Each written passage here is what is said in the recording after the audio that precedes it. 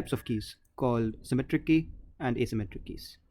First, we'll look at symmetric keys. Okay, so we established all of this TLS handshake in the previous video and finally arrived at a shared key. Okay, so the shared key that we ended up at the end of the entire TLS handshake is what's called the shared key. And this shared key is common to both the client as well as the server, right? If you remember our coding example, we saw that the shared key that both parties arrived at was the number 394. Both the server and the client have access to this same shared secret. That's 394. So now when they are encrypting and decrypting data, they're using this key 394. So when the client is sending an encrypted request, they would send encrypt some data using the shared secret. Once the server receives this encrypted data, they can decrypt the data using the same shared key. So notice that the key that is used for encryption is also the same key that is used for decryption. And this is very similar to our Caesar cipher. So Caesar cipher is also a symmetric key encryption. That is, you take A, B, C, and if you want to encrypt it, you'll use K is equals to 1, let's say. You get B, C, D. And when you're trying to decrypt, again, using K is equals to 1, you can go back from here to here. So encrypting, you're using K is equals to 1, and for decrypting, you need to use the same key, K equal to 1 again. Because you use the same key for both encryption and is why this form of encryption is called symmetric key encryption. When we do the Diffie-Hellman key exchange, the key that is always obtained is symmetric in nature. You use the same keys for both encryption and decryption. Before we go on to asymmetric keys, I want to call out one important property of the Diffie-Hellman key exchange. In the Diffie-Hellman key exchange, there's a generator that is sent by any one of the parties. Let's say the client picks a private key A and generates a public key G to the power A mod P and sends that across. The server picks a private key B, that's G power B mod P, sends that across. And after this, we are generating G power AB mod P, and similarly, the server also generates G power AB mod P. The thing to note over here is this is the symmetric key, of course, but once the symmetric key has been created, you can safely discard the private and public key that you had generated in the previous step. So this is required only for the setup, right? So once the shared key has been set up, you don't need any of the private or public keys that you generated in the previous step. This is an important distinction. The public key and the private key that we talk about in the context of symmetric key encryption are throwaway public-private keys, right? Okay, now let's look at asymmetric keys. In fact, we've already looked at an instance of asymmetric key right over here. So when we were talking about the certificate authority and generating the certificate on the server side, we looked at a challenge process which involved a public and a private key and thereby an asymmetric key. So that's what we're going to be diving in a little deeper into, like how did this even work? Okay, so let's quickly recap what the certificate authority was trying to do. So we have a certificate authority, let's say certbot.com. This was the website that we looked at, and or was it .org, whatever. And then you have a sysadmin who runs this server. The server has an IP address 1.2.3.4, and the sysadmin also owns this domain name, domain.com, and they've mapped domain.com to 1.2.3.4. Now the sysadmin is going to prove to the certificate authority that they own the server that resides at the IP address to which the domain name points to.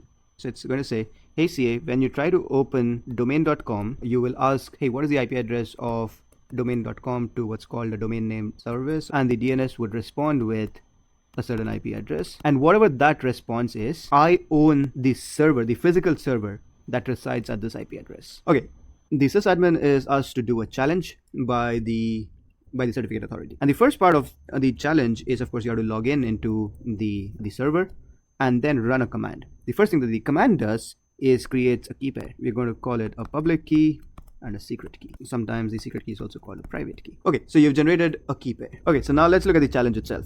So the sysadmin owns this server and there's the CA. We already have a public key and a private key. The first message is ready for domain.com. The CA will say, okay, I'm getting a request to verify domain.com.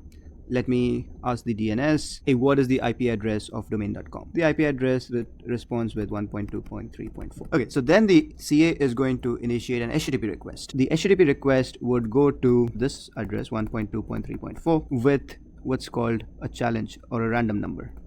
Right? It sends this request to the server, which is located at the IP address that was returned by the DNS. Right? So it asks the DNS, hey, what is the server at domain.com? Responds with an IP address. It sends the request to that IP address. If the DNS had said, hey, the domain.com actually maps to 1.2.3.5, the CA would send the request to that server. And this entire challenge process that the sysadmin is trying to do will just not work, because this random challenge will not even get sent to their server. So let's assume that the DNS does respond with 1.2.3.4. The CA sends a challenge to the server that's running at 1.2.3.4. And on this server, there's a special temporary software that is run just for this challenge. And this server would respond with a response and a signature. And then the CA would check, hey, I sent the random and I know what the expected response should be. Is the response that the server sent me equal to the response I was expecting? If yes, I will issue the certificate. If yes, I'm convinced that the sysadmin indeed controls the server at the IP address to which domain.com points to. Because that's the only way this entire thing could have happened, right? Because the sysadmin is actually running this server at this IP address during the time the CA is issuing a challenge. Very unlikely that this gets spoofed. Okay, so if convinced, the CA issues a certificate. Okay, great. So the certificate says, yes, this sysadmin owns the server that resides at the IP address to which domain.com points to. That's probably a mouthful, but that's what the certificate is trying to prove. However, once the certificate is obtained by the sysadmin, they could simply send this certificate to a friend. And now, does that mean that this friend is also the owner of this IP address? That should not be possible, right? That is where the signature comes in. Now, the signature is done using the public and a private. A signature has the following property. Now, when you sign certain data using your private key, you get a signature. But when you do an operation called recover and you pass the data and the signature, you get the public. Notice that while signing, you're using your private key, but when you recover it, you get the public. And just to make this a little bit more clear, if you sign data 2 using the same private key, you get signature 2. And if you try to recover the public address giving data 2 and signature 2, you get the same public key back. Irrespective of what data you're signing using the same private key, if you try to recover the public key, you can always deduce the exact same public key that was used for the private key. So this is the most important property of asymmetric keys, and that's what we use in certificates. So the certificate authority, when they're issuing the certificate, they're saying the following: the server is identified by the public key that was sent as part of the signature, right? Using the response and the signature, the certificate authority can recover a public key, and this is the public key to which the certificate is going to be issued to. So issued to public key, and this is the public key that was recovered using the signature. And it also says to which domain name this has been issued to, and it would say who the issuer is, and signature using the private key of the CA. Basically everything else is signed over here and using the private key of the CA. Okay, now what do we do with this certificate? Going all the way back to our TLS handshake.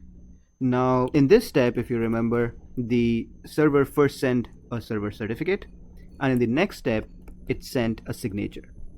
What the client needs to do now is make sure that the certificate contains issued to, there's a public key over here, and there's a public key it can deduce using recover, this data, I'm just going to call it D, and the signature, and it will get another public key.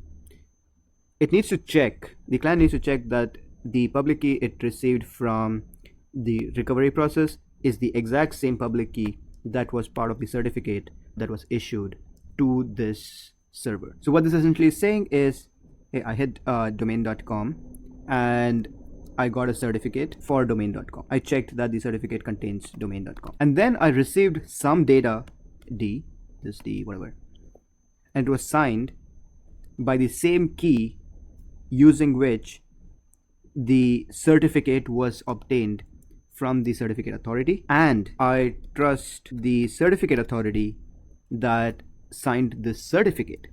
Again, you can do a recover of the certificate itself using the signature on the certificate, and that should be the public key of the CA, which is already stored on your browser.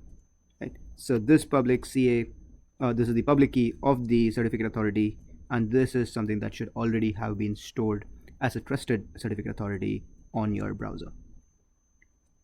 When all of these check out is when you can actually be certain that you are talking to the right server when you open domain.com, and you're not sending your credit card information to a hacker's website.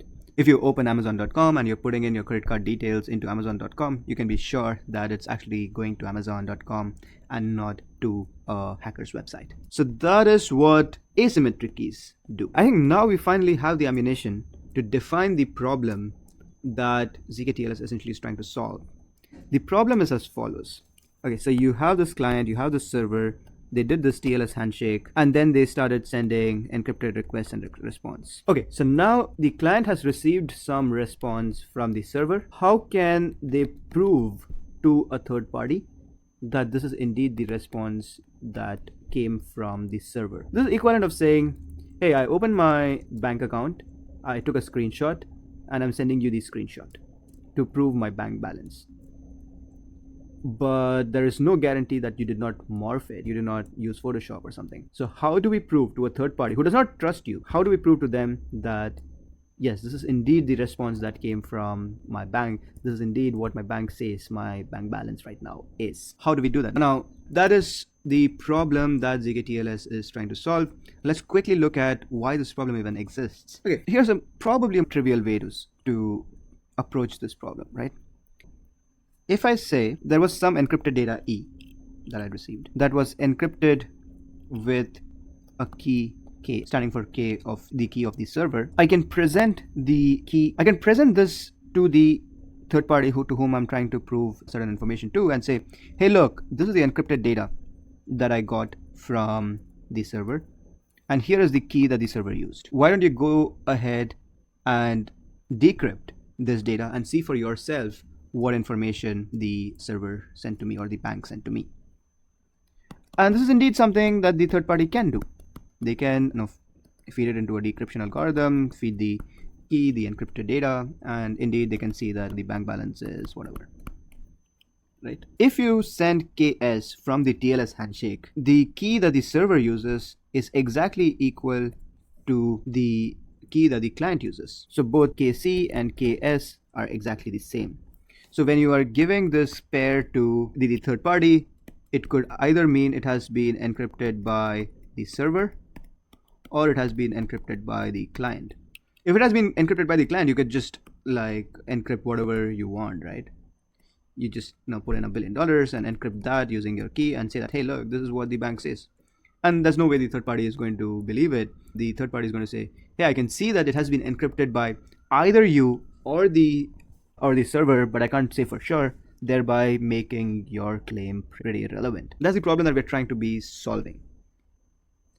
A simple way for solving this is, okay, there's some encrypted data, there's some key that was used, but let's assume that the server not only sends the response, but also sends a signature. The signature, as we saw, is going to be possible to generate only if you have a certain private key.